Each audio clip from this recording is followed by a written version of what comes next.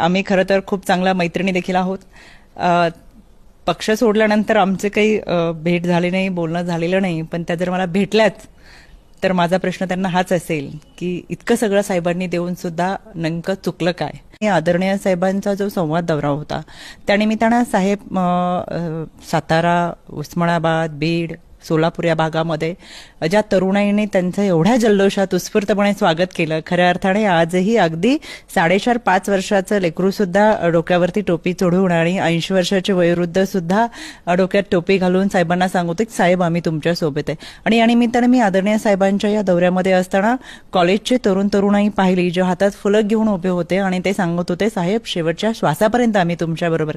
याचाच अर्थ नवीन चेहरे, नवीन नेतृत्व, उद्याचं भवितव्य असलेला हा समाज साहेबांसोबत आहे, राष्ट्रवादी सोबत आहे. साजिकने खासदार सुप्रियाताई सुळे यांच्या मार्गदर्शनाखाली सुरू असलेली ही विचारांची परंपरा आणि आमचे आदरणीय प्रदेशाध्यक्ष